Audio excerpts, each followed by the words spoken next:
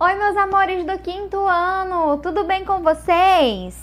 Hoje, na nossa aula de história, eu tenho preparado para vocês um teatro, uma apresentação, uma dramatização com alguns atores que eu contratei, viu? Então, assistam até o final do vídeo para poder ver esse teatro e preste bastante atenção no nosso conteúdo de hoje. Porque hoje nós vamos falar sobre os coronéis, os eleitores e como eram as primeiras eleições na Primeira República.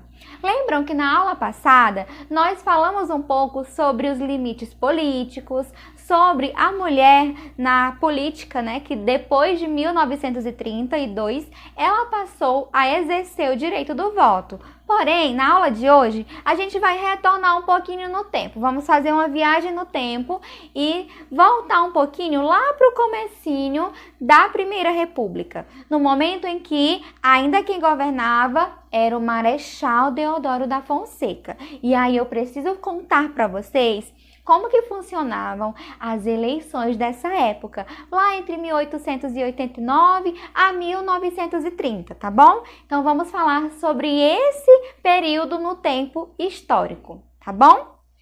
A partir de 1894, quem começou a comandar a questão política no nosso país foram os coronéis. Coronéis eram grandes proprietários de terras e eles eram pessoas muito influentes no Brasil.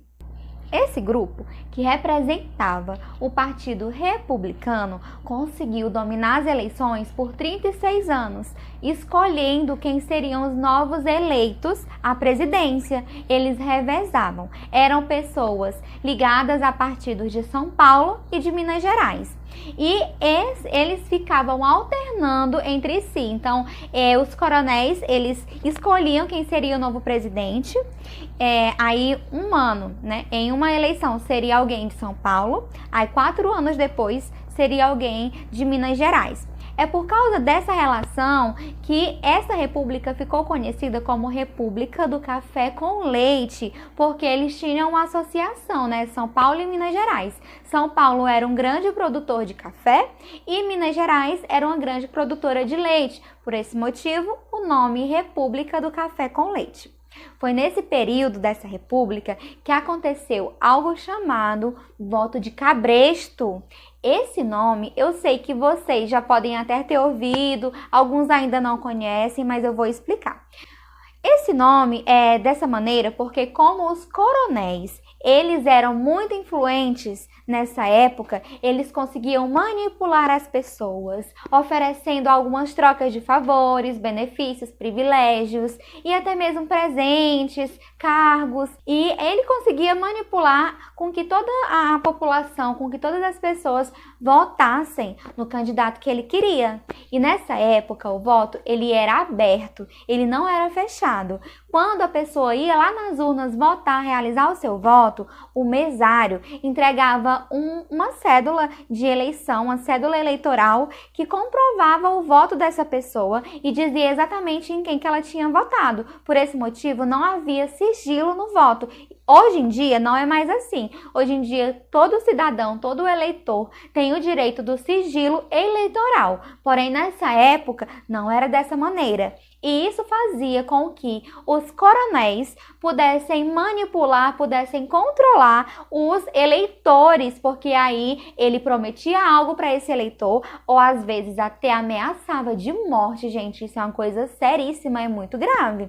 E aí ele conseguia coagir e fazer com que esse eleitor votasse no candidato que o coronel queria. Por isso, as eleições, elas não eram muito democráticas, não existia democracia nessa época, tampouco a cidadania. Nessa época que eu me refiro, eu quero só lembrar que a mulher, ela ainda não tinha conquistado o poder do voto, os analfabetos não votavam, indígenas, africanos e uma série de outras pessoas e grupos que não tinham o direito de votar. E aí, a população que votava já era bem restrita e esse voto ainda era dessa maneira, totalmente manipulado. para que vocês entendam melhor como que acontecia esse voto de cabresto, como que acontecia essa manipulação dos votos. Eu quero que vocês assistam agora a dramatização que vai explicar mais ou menos como que isso acontecia. Só lembrando que naquela época não existia as urnas eleitorais que nós temos hoje, que são tecnológicas, que você clica lá no botãozinho e seleciona o número do seu candidato. Naquela época era bem diferente de hoje. Naquela época era usada uma urna bem parecida com essa aqui. Ela era uma caixa, né, geralmente de madeira, de papelão, enfim, com algum material bem frágil. E aí tinha aqui, ó, o nome urna eleitoral, e ela tinha um espaço para que fosse colocado o papelzinho com o voto. E aí depois, no final do dia, essa urna era contabilizada, né? Todos os votos eram retirados e eles eram contabilizados para ver quem seria o candidato eleito. Agora veja aí a dramatização e entenda como que funcionavam os votos nessa época. Oi, pessoal! Eu estou indo votar. Estou aqui com as minhas 2 cédulas eleitorais já preenchidas, porque agora eu vou colocar nas urnas. Eu sou o mesário e estou esperando os eleitores chegarem para depositar o voto nesta urna aqui. Bom dia, senhor mesário! Olá, senhor eleitor. Eu vou datar e rubricar as suas cédulas eleitorais para que elas possam ter valor de documento. Pegue aqui as minhas cédulas eleitorais.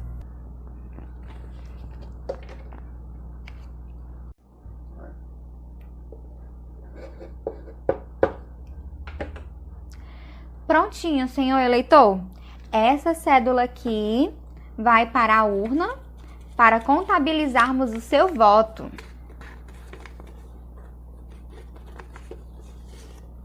E essa outra cédula, que é a cópia dessa que eu coloquei na urna, ela vai para você mostrar para o seu coronel em quem você votou, tá bom? Para que possa comprovar o seu voto. Muito obrigada, senhor mesário. Agora eu já posso mostrar a minha cédula para o meu coronel, né? Pois agora eu já vou. Olá, senhor coronel. Trouxe aqui o meu comprovante, viu? A minha cédula eleitoral para comprovar que eu votei no candidato que o senhor mandou, viu? Muito bem! As cédulas eleitorais, como comprovante de votação, são uma ótima maneira de definir quem eu quero que seja eleito na presidência, porque aí eu posso controlar os eleitores, ó, nota 10. Mas em alguns casos também funciona falsificar o registro dos votos. Bom, agora eu vou lhe dar a recompensa que eu lhe prometi, viu? Pegue aqui agora essa mudinha de cacto aqui para você plantar lá no seu quintal, viu? Ah, tá bom. Obrigada, viu? Daqui a 4 anos a gente se vê novamente. E aí, meus amores, o que vocês acharam dessa dramatização? Esses atores são nota 10, não é? Eu me acabei de rir dessa dramatização, mas eu tinha que fazer algo para que vocês tanto entendessem o conteúdo, como também se divertissem um pouco, tá certo? Então agora, eu quero que vocês abram o livro lá na página 121, tá bom? Porque nós vamos juntos responder essa atividade que tem aí. Então eu vou fazer a pergunta. Toda vez que eu fizer a leitura da pergunta e indicar que é para você responder, você vai pausar o vídeo, vai pensar, vai refletir, vai tentar responder e aí vai anotar a resposta no livro e vai retomar o vídeo para ver minha resposta, minha correção, tá certo? E aí você veja se acertou ou não. Se tiver errado, corrija, ok? Então vamos lá. Observe as charges a seguir e, com base no que você aprendeu, assinale C nas frases corretas e nas incorretas. Então, vamos analisar direitinho, viu? Na charge 1, meus amores, observem aqui que nós temos a imagem, né, de uma pessoa carregando um burrinho. E aí nós temos assim, ó, as próximas eleições de Cabresto. Vejam bem que esse burrinho, ele está vestido com roupas humanas, como se fosse realmente uma pessoa, porém a cabeça dele é de burro. E aí, no braço dele tem estampado o nome eleitor. E aí, na frente dele, segurando o burro, né, nós temos um homem bem vestido e na roupa dele está escrito a palavra político. Eles estão indo para as eleições votar. Isso aqui representa o que será, hein? Vamos ler aqui as alternativas para ver se estão corretas ou incorretas. Letra A. Os favores, né? Favores entre aspas, feitos pelo coronel eram cobrados em épocas de eleição. Correta ou incorreta? Pense aí, viu? Pause o vídeo. E aí, vocês conseguiram? A alternativa certa é correta. Essa alternativa ela é correta porque realmente os coronéis, eles cobravam os favores que eles faziam por meio do voto. Então, a pessoa, ela recebia um benefício do coronel, só que depois ela tinha que votar naquele candidato que o coronel escolhia. Letra B agora. O coronel levava seus animais, como burros, para votar em seus candidatos. Será se é verdadeiro ou é falso? Tempo para pensar.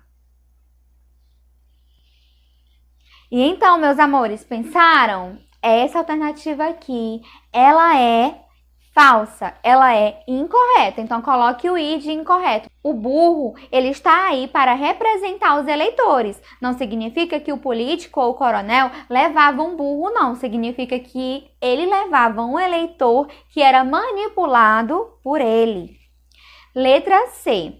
Para garantir que o candidato do coronel fosse eleito, seu nome era divulgado entre todos os parentes, empregados e demais pessoas com quem esse coronel tinha relação. Isso correto ou incorreto? Tempo para pensar.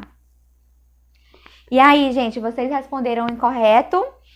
Quem respondeu incorreto está errado, porque essa afirmativa aqui ela é correta. Os coronéis realmente divulgavam para todo mundo quem era o candidato deles. Lembrem-se, naquela época o voto não era sigiloso, então as pessoas falavam abertamente sobre suas escolhas políticas.